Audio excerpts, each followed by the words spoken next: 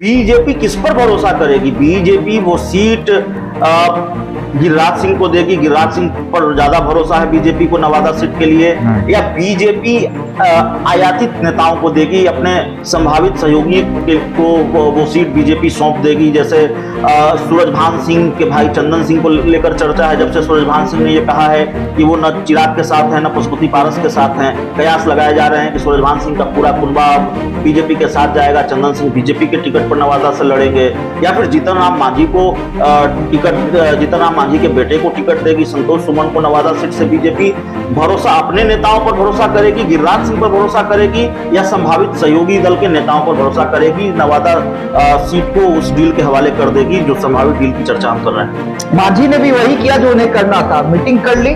अब अंदर खाने जो भी बात हुई हो, और ये जाहिर सी बात है कि अगर अमित शाह से मिले हैं तो राजनीति की बात जरूर हुई होगी। और अमित शाह की तो नजर है बिहार पे, एक एक चीज पे, एक एक सीट पे नजर है जी।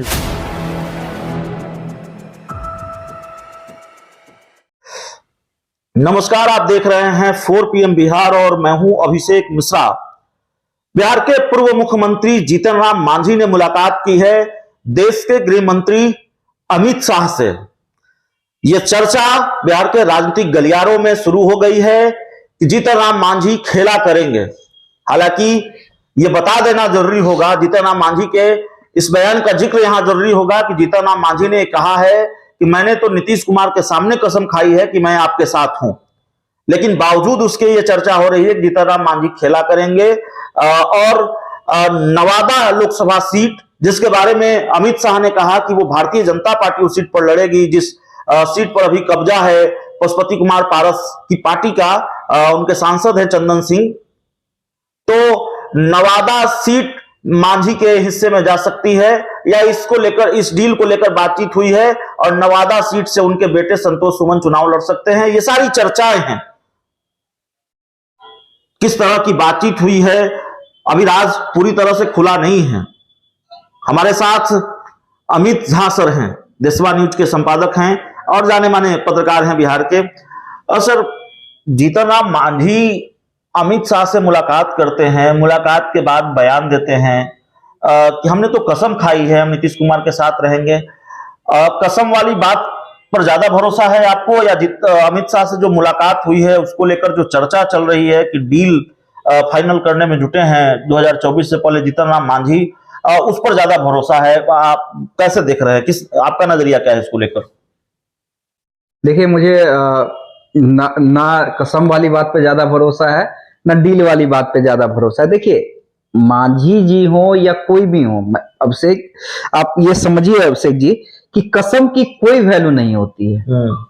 बिहार की राजनीति में खासकर कितने कसम, एक एक करके कसम गिनाना अगर हम शुरू कर देंगे, जिसे तोड़ा है हमारे ही नेताओं ने।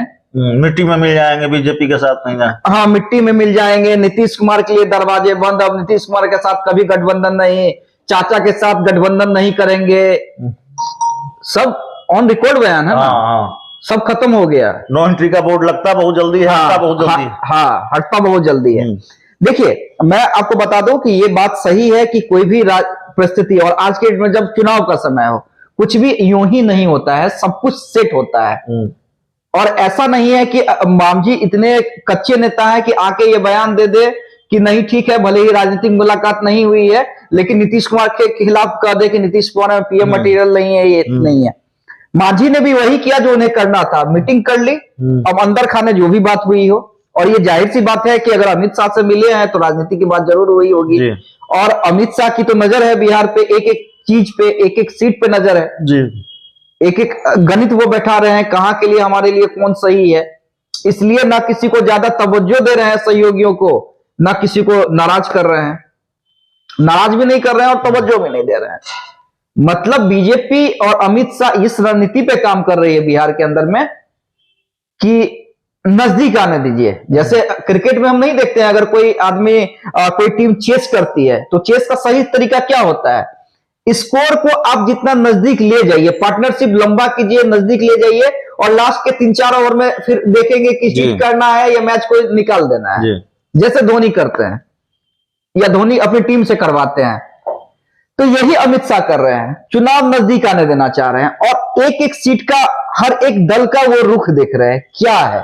हर एक सीट पे अगर हम मुकेश सहनी को लाएंगे तो हमें कितना फायदा होगा, कितना नुकसान होगा, कितना सीट देना सही है, कौन सा सीट देना सही है। उपेंद्र कुशवाहा को लाएंगे तो कब लाना है, कितना सीट देना है, कौन सा सीट देना है, ये अमित शाह तय करेंगे। लेकिन एक महत्वपूर्ण सवाल है हाँ कि नवादा सीट को लेकर बीजेपी ने कहा कि बीजेपी लड़ेगी। माफ कीजिएगा, अमित शाह ने अपनी पार्टी के नेताओं के साथ मीटिंग में कहा, ये लगातार चर्चा है, इस बात पर हम लोग लगातार बात भी कर रहे हैं।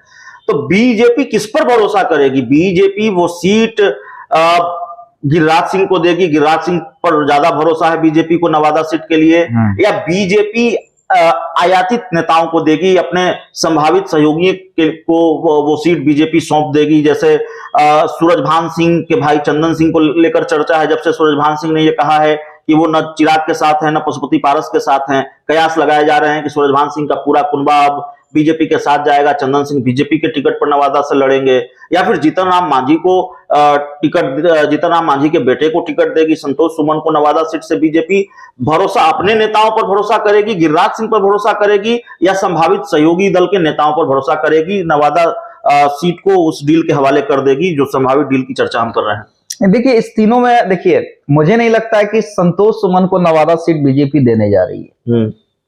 अगर दे भी देगी तो वहां से लूज करना तय मान लीजिए, ठीक है। और मैंने कहा कि हर एक सीट पे बारीकी नजर अमित शाह रखे हुए हैं, 40 सीट।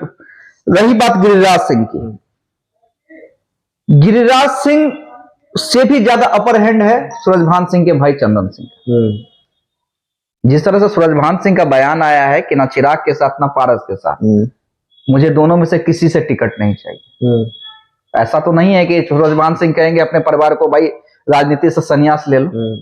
संन्यास लेने की बात तो उन्होंने कही भी नहीं है। संन्यास लेने की बात तो नहीं कही है जी। उन्होंने क्या कहा है कि भाई ना चिराग के साथ ना पारस के साथ, ये दोनों अपने में लड़ते रहते हैं, अपने में लड़ते रहते हैं। और देखिए एक चीज मैं जानता हूं सूरजभान सिंह के बारे में कि अगर उन्होंने कह दिया तो ये मान के चलिए कि अब वो ना चिराग के साथ है ना पशुपति पारस के साथ है, भले ही ठीक है उन्होंने पार्टी से रिजाइन नहीं किया है, तमाम चीजें हैं। दूसरी बात, मैंने पहले भी आपको एक चर्चा में कहा था कि सूरजभान सिंह को दिक्कत नहीं है, ये जो खबर आ रही है कि नवादा सीट बीजेपी अपने पाले में करेगी, तो ये पशुपति पारस के लिए दिक्कत है। क्योंकि सूरजभान, देखिए ऐसे नेताओं की जो बाहुबली टाइप के नेता होते हैं, जिनका एक जनाधार होता है एक वर्ग पे, जिनके कहने पे हमेशा 100,000 लोग खड़े रहते हैं, वैसे नेताओं की जरूरत हर पार्टी को होती है। अच्छा।